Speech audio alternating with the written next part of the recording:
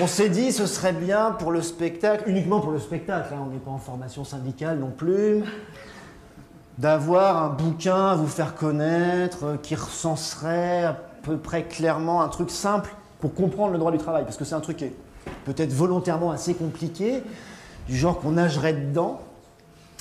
Et donc on en a cherché un, on a pas mal cherché, et puis on en a trouvé un qu'on trouve assez pratique.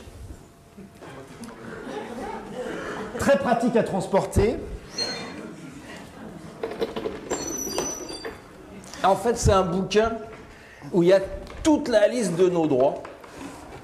C'est un bouquin sympa et en plus qui représente deux avantages très conséquents. Vous l'avez quasiment tous chez vous à la maison. Et en plus, il fait qu'une page.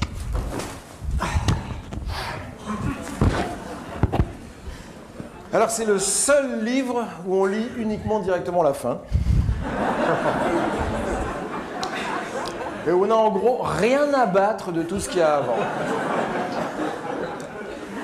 Messieurs, la fiche de paye. Ouais. Mesdames, le bulletin de salaire.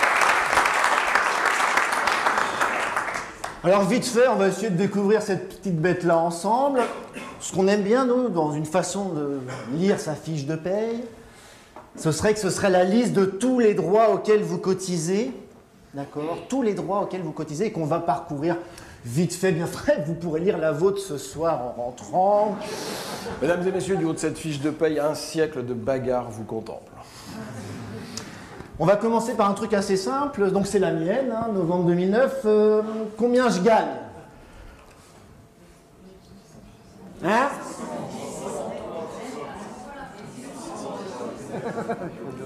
Combien je gagne? 1603 €. Ça, c'est donc mon net. C'est l'argent qui me tombe dans la poche. À la fin du mois, ça n'est donc pas ce que je gagne. D'accord? C'est bien le problème. C'est bien le problème et c'est bien tout l'enjeu du combat sur les retraites. C'est que je ne gagne pas 1600 € par mois. Je gagne 2058 € par mois de salaire brut. Et je cotise un certain nombre de droits, ainsi que mon collègue employeur d'ailleurs, qui cotise lui aussi, ça s'appelle des cotisations patronales. Et le seul chiffre qui n'apparaît nulle part sur cette fiche de paye, c'est la totalité de ce que rapporte, de ce que vaut ma force de travail. Sur quasiment aucune fiche de paye, vous avez l'addition du salaire brut et des cotisations patronales qui se lèvent pour ma part à 873 €. Ma force de travail vaut donc 3000 € par mois. Eh oui. Ça va? Donc ça apparaît quasiment jamais. Mais oui, peut-être qu'ils ne voudraient pas qu'on y pense de trop. Non, ouais. Ça pourrait nous donner des idées. Donc, il y a des belles colonnes. On n'est pas d'accord sur les colonnes. Non, on n'est pas d'accord. Moi, je considère que la part salariale et la part patronale, c'est une énorme arnaque. C'est une astuce comptable. C'est de la pédagogie patronale. Je veux dire, vous comprenez bien que ça ne sort pas de notre poche. C'est complètement idiot. Je veux dire, c'est le patron qui paye la totalité du truc. Mais on fait comme si il nous donnait ça puis qu'on lui rendait. Vous voyez? Comme ça, on a l'impression de participer un peu. En réalité, il y a du salaire direct, c'est celui qu'il nous donne, et il y a du salaire indirect, c'est celui qu'on lui oblige à donner à des gens qui ne travaillent plus.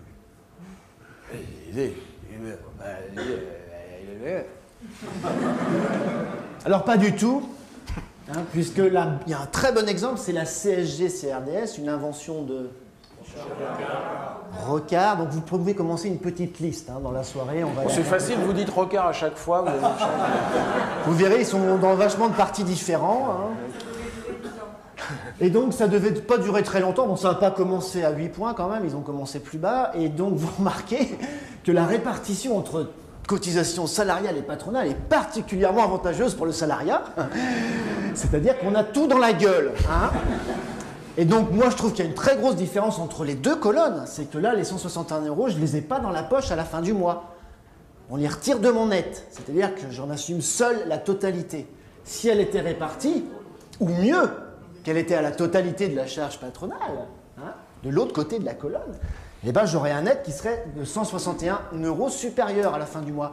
Je trouve que c'est plus que de la sémantique ou de la symbolique, personnellement. Hein. Alors, on y va pour les différentes familles. On est une scope très démocratique, on accepte les mecs de droite au pavé. Ah, très contradictoire. Hein. Alors, la Sécu.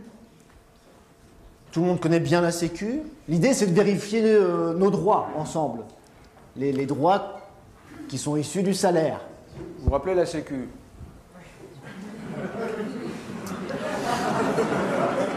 Vous savez qu'elle était unique au début. Il y en a qui connaissent cette histoire? Non? Ah ben, à la Libération, le patronat ayant massivement collaboré, ayant dès 1932 les grandes entreprises nationales françaises, Schneider, etc., les banques ayant négocié avec Hitler cette défaite qui n'est tout sauf une défaite militaire, etc. Enfin, je veux dire, le patronat ayant collaboré massivement, il a juste à fermer sa gueule. Et en 1945, on arrache tout ça, tout. Et on arrache notamment la sécurité sociale, c'est-à-dire l'assurance contre tous les risques de la vie. Tous les risques de la vie. On est limite dans un État socialiste. Et c'est une caisse unique. Elle n'est pas encore découpée en différentes branches. Ça va être le début de la destruction du système. C'est une caisse unique contre tous les risques de la vie. Mais attendez, vous avez un patronat qui a juste le droit de se taire et vous avez un parti communiste à 24% qui est armé. Et attendez, là on a un PC à 1,9. Mais je veux dire, actuellement, dans la bagarre sur les retraites, on aurait un parti communiste armé à 24%, elle aurait une autre gueule, la discussion sur les retraites, tu vois. Tu as 24% de communistes, tu vois. On touche pas aux retraites. Non, on touche pas, c'est bon, c'est bon. On peut même les descendre à 58 ans si vous voulez, il n'y a aucun problème. Ça s'appelle un rapport de force. Vous voyez ? C'est comme quand Sarkozy nous dit qu'il veut moraliser le capitalisme, il dit c'est fou de notre gueule. Il nous prend pour des bacs à douche, quoi. La nature du capitalisme, c'est de la prédation, d'accord? Moraliser le capitalisme, ça veut dire vous arrivez dans la jungle, puis vous avez un tigre qui arrive. Et là, vous lui dites couchez, Kiki.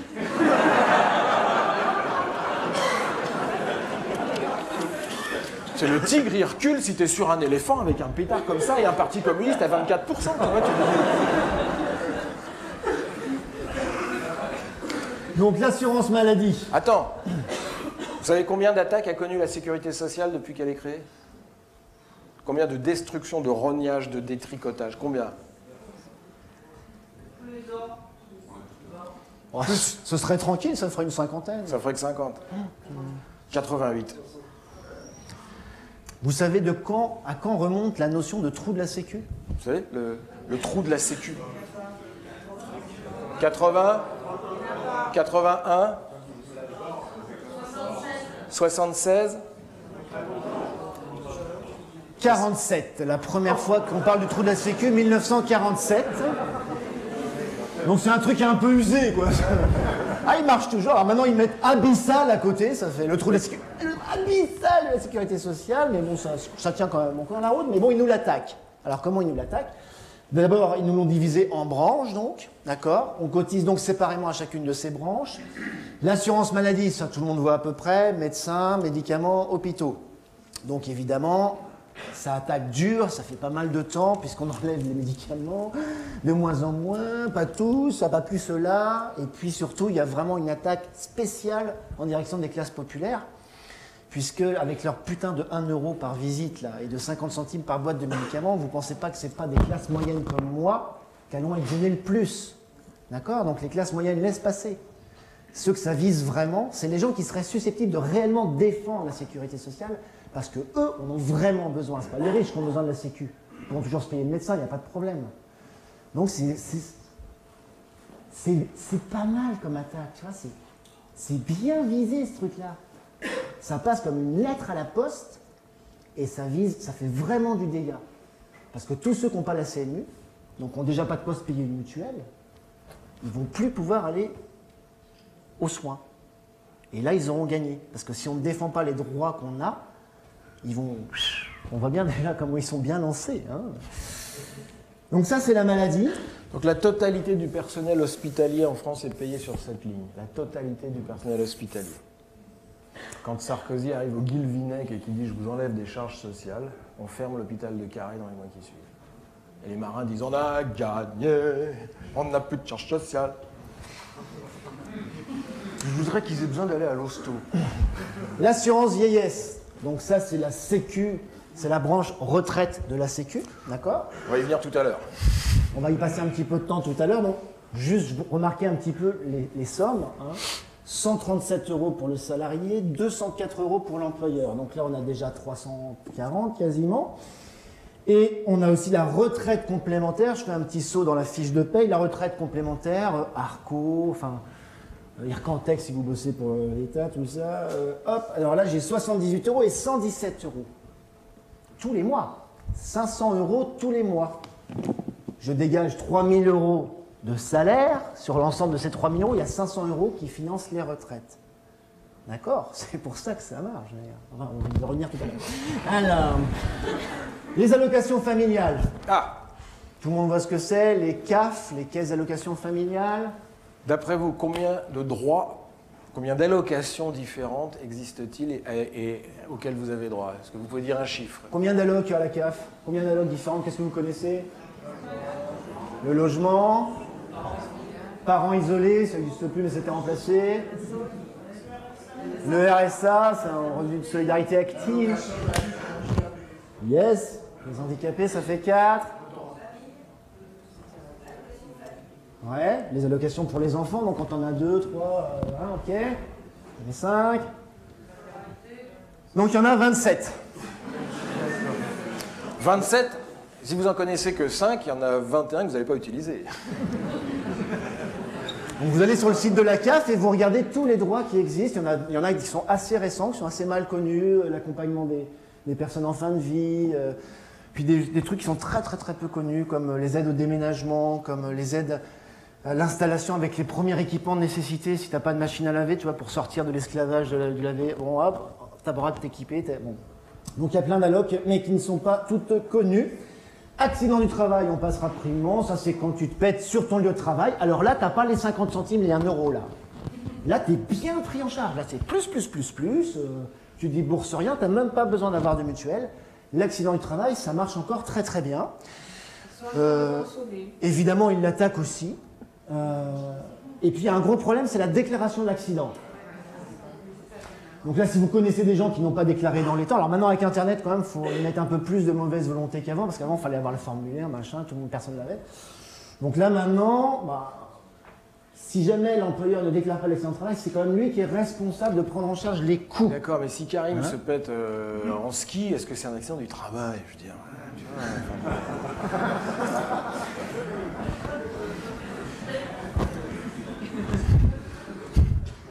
Solidarité personnes âgées. Alors celui-là, on l'aime bien.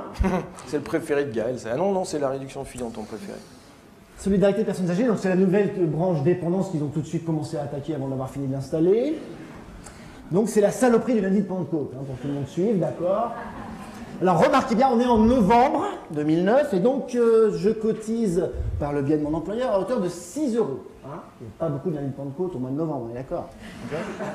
Donc 6 € en novembre, ok, 6 € en décembre, 6 € en janvier, 6 € en février, etc. Ok. Tous les mois, on cotise donc pour la dépendance. Qu'est-ce qu'on en a à foutre de bosser le lundi de Pentecôte? Ça change quoi, puisqu'on a cotisé toute l'année? Ok? Rien. D'accord? C'est une petite saloperie de négociation de merde avec le patronat, qui en échange de cotiser 0,3% en plus, deal avec un gouvernement, comment dirais-je, qu'on s'entend, qu'on nous baise un jour férié. Alors en plus, ça ne marche pas du tout avec plein de secteurs d'activité. C'est-à-dire que le raisonnement, c'est qu'on va pouvoir faire bosser les gens un jour de plus, puis avec l'argent que ça va dégager, on va pouvoir financer les 0,3%. Alors un animateur, par exemple. Donc, Karim. Il bosse le lundi de Pentecôte. Est-ce que ça fait rentrer plus de pognon dans sa MJC pour financer les salaires? Un prof, dans un collège, il bosse un jour de plus maintenant, les profs, ok, ils bossent. Ça fait rentrer plus de pognon dans le collège ou quoi? Mais ça n'a aucun rapport. Calme-toi. Ouais, ça m'énerve un peu, ça. Non, parce qu'ils jouent sur nos sentiments. Ils nous disent, il faut être solidaire, les vieux ont tous crevé. Donc ça, en plus, c'était un été parce qu'il avait fait trop chaud, bon, voilà. Ça va, quoi. Enfin... Vous allez me l'énerver. Aide au logement. C'est quoi ça, l'aide au logement? 0,1%. Les prêts, le 1% logement. C'est comme ça qu'on en parle souvent. Le 1%, c'est pas le taux de cotisation, hein, c'est 10 fois moins. Hein. C'est le taux, soi-disant, du prêt qu'on va pouvoir emprunter pour accéder à la propriété auprès de son employeur. Donc ça, il y a plein de gens qui ne connaissent pas. Bah, la banque, elle t'en parle jamais, puisqu'elle a plutôt intérêt à ce que tu viennes emprunter chez elle à beaucoup plus que 1%. Donc voilà. La réduction Fillon. Oh, il va s'énerver là. Quel est le vrai nom de la réduction Fillon? Le vrai nom de la réduction Fillon? C'est quoi le vrai nom de Fillon? Qui a inventé la réduction sur les bas salaires? Puisque c'est de ça qu'il s'agit. Les allègements sur les bas salaires.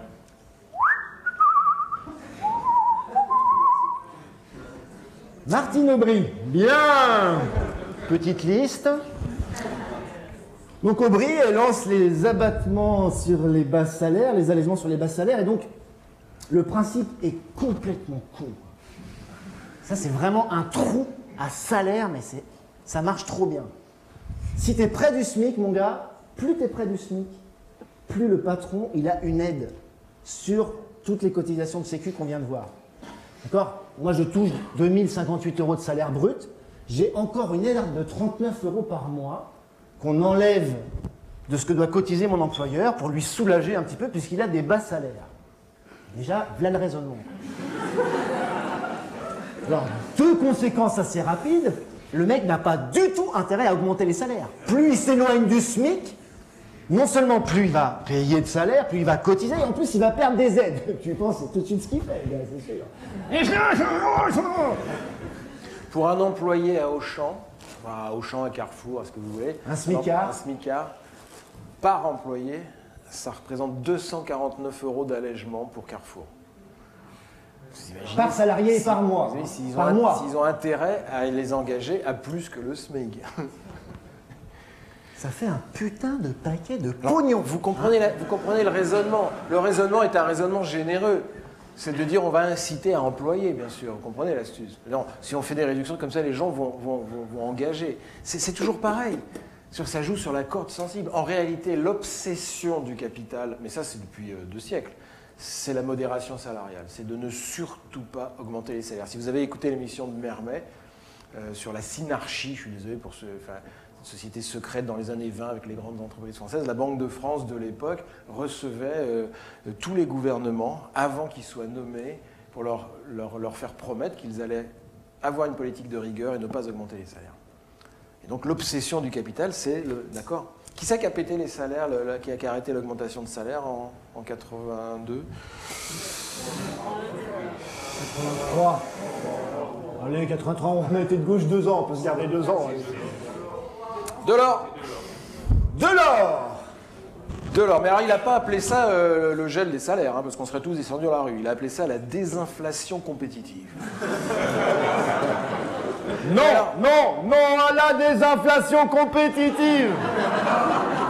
Personne. Ça marche pas du tout, hein.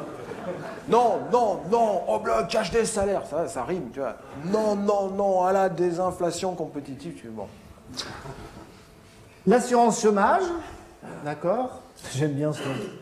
Assurance chômage. C'est comme une assurance bagnole, mais pour le chômage, d'accord? C'est le principe en plus, c'est-à-dire que tu payes des cotises, puis si jamais il y a des salauds de patrons qui te filent plus de boulot, on te paye du chômage. Tu as pris une assurance pour ça. Et donc c'est un droit. C'est un droit qui, normalement, je dis bien normalement, n'est pas monnayable, n'est pas négociable, il n'y a pas à avoir de contrat, il n'y a pas à jurer que vous cherchez du travail, tous ces trucs-là, d'accord? C'est un droit constitutionnel, d'accord? C'est-à-dire que si vous tombez au chômage, vous avez automatiquement le droit d'être indemnisé, d'accord? Et donc, la prochaine fois que vous allez à Pôle emploi, vous dites, bon, on a vu le spectacle de Tanguy et Lepage, alors 1, on prend le pognon, 2, on ne cherchera pas de travail, 3, ça va durer 20 mois, on prend des vacances, c'est comme ça, c'est pas autrement, parce que c'est un droit. Je vous promets pas que ça va marcher, mais c'est l'idée, parce que... Si ça marche pas, vous appelez sur son téléphone perso. Depuis le PAR, d'accord, ça c'est l'Union européenne, hein. Je veux dire, ils veulent absolument nous faire croire que c'est un contrat, qu'il faut qu'on passe un deal, d'accord, il faut qu'on cherche vraiment... Vous savez qu'on ne dit plus un demandeur d'emploi, c'est fini, ils viennent de changer. Maintenant, on est prospecteur d'emploi. Parce que demander, c'était un peu trop demander, facile. c'est facile, hein, excuse-moi.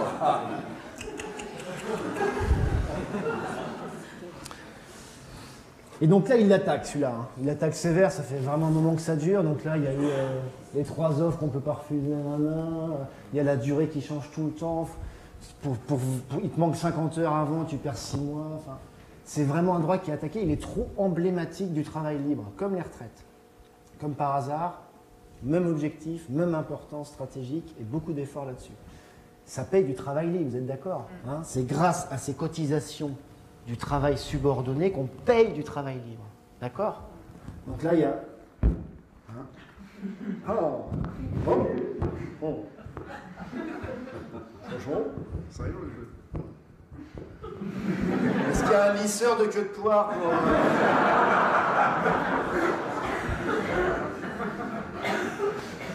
Alors, FNGS. Il y en a une là, je sais pas, elle a bossé, elle a donné son truc, elle doit être à la CGT ou un truc comme ça. Fonds national de garantie des salaires, ils en ont rien à foutre, mais rien. Ils regardent juste le résultat à la fin. C'est un droit qui est quand même pas mal, c'est quand ta boîte se plante la gueule et qu'elle dépose le bilan, ça permet, avec un fonds national de garantie des salaires, de payer les derniers salaires, les primes de licenciement, etc. Elle a quadruplé en un an. Peut-être un petit indice, là. Je sais pas. Ok. La retraite complémentaire, on en a déjà parlé. La prévoyance, c'est un des derniers droits qui s'est vraiment répandu dans quasiment toutes les conventions collectives. La prévoyance, c'est en cas de coup dur, tu reçois une grosse somme d'argent, si tu as un décès, incapacité physique, etc., prime orphelin, enfin des trucs assez gais comme ça. Et qui représentent des sommes assez colossales d'argent, hein. En général 24 mois de salaire, 36 mois de salaire. Enfin, faut mourir quand même. Hein. Non, des fois ça peut être le conjoint. Hein. Ça c'est bien. Ah, c'est pas mal.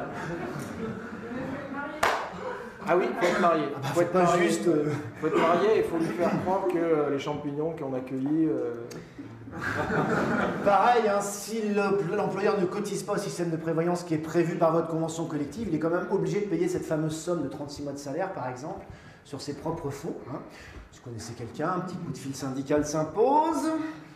La taxe d'apprentissage, c'est pour financer principalement les centres des apprentis. Ok. Et la formation professionnelle, ça, c'en est un qui est pas mal attaqué aussi. La formation professionnelle, c'est le droit d'aller se former tout au long de sa vie maintenant pour pouvoir s'adapter à... Vas-y, termine. Tu veux qu'on coupe Non, c'est bon. Tu veux changer la cassette maintenant? Non, vas-y, détends-toi. Vas-y, change la cassette, change la cassette. Mesdames, messieurs, c'est un type qui arrive au paradis. Xavier, change la cassette.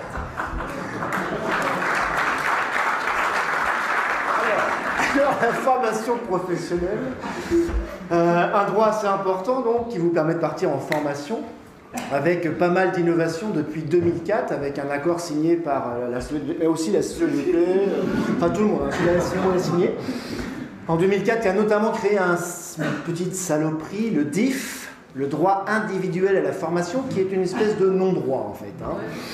C'est un soi-disant droit, donc chaque année que tu bosses, tu gagnes 20 heures, d'accord, tu cumules, donc tu épargnes 20 heures jusqu'à 120 heures maximum, et alors tu as le droit de le dépenser à faire ce que tu veux en formation, c'était l'idée, à ton initiative. Tu veux faire une formation macramée, tu la demandes, t'y vas, tu vois. Alors pas du tout. Alors d'abord, ils ont le droit de la refuser une fois, 2 fois, 3 fois presque. Et en plus, comme ils n'en ont pas du tout fait la promotion, pendant 4-5 ans, ça a végété, très peu de demandes, etc. Puis alors, quand on est arrivé tout près des 120 heures, c'est-à-dire quand les gens ont compris qu'ils avaient paumé des droits, s'ils ne commençaient pas à les dépenser, là, ça a commencé à s'activer, quoi. Ils ont fait des tonnes de demandes en même temps, donc là, ils sont en train de sférer tous les verrous, donc il faudrait au moins que ça dure 21 heures. Ce qui serait pas mal, c'est que ce soit quand même sur votre cœur de métier, par rapport à vos compétences dans la branche et tout ça. Donc en fait, avant le DIF, souvent, ce qui se passait, c'est qu'on partait en formation sur un truc qui ne nous intéressait pas forcément, genre le logiciel de gestion des centres de loisirs, pour faire en même temps la compta et les présences et tout ça. Alors, mais maintenant, grâce au DIF, on va pouvoir partir en formation du logiciel de gestion des présences en centre de loisirs, et ce sera à notre propre initiative. En fait, il faudrait traduire éducation tout au long de la vie, qui a l'air d'être un truc sympa, par obligation de formation jusqu'à ce que mort s'en suive. Ça serait beaucoup plus juste. Et sur son temps de loisir. Et la plus grosse saloperie, c'est ça, c'est que maintenant on peut partir en formation professionnelle sur ses congés, sur son week-end. Ça, c'est un grand progrès social. Ah oui, mais c'est pour pas bronzer idiot. On peut enfin se former sur du temps choisi, quoi. C'est ça qui est bien, hein. Ça coûte moins cher à l'employeur, évidemment, au passage. Ok. Voilà, ça c'était une lecture politique de la fiche de paye. Donc tous ces droits sont attaqués, évidemment. Mais voilà, il a fallu batailler ferme pendant des décennies pour arracher ça. Alors justement, on vous propose un peu d'en débattre maintenant. Et après, on fait l'entracte.